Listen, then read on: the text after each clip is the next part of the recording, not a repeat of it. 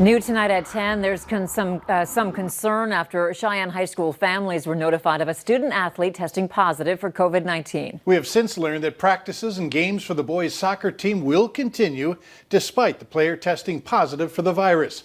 Valley News Team's Courtney Lockie spoke with athletes and explains the precautions the school is taking.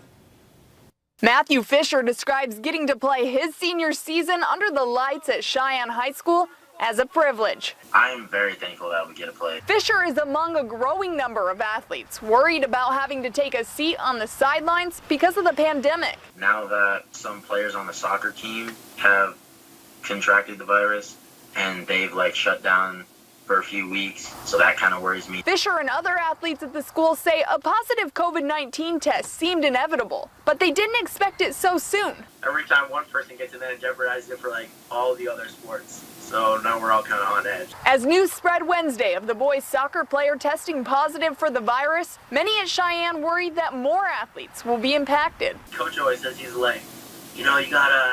you gotta play like every day's your last because the season goes by quick. In the case of the soccer player, school leaders along with health officials determined that the season should continue since the athlete was already out injured. That's not always going to be the case, with the rules more stringent depending on the sport. In West Fargo, Courtney Lockie, Valley News Live.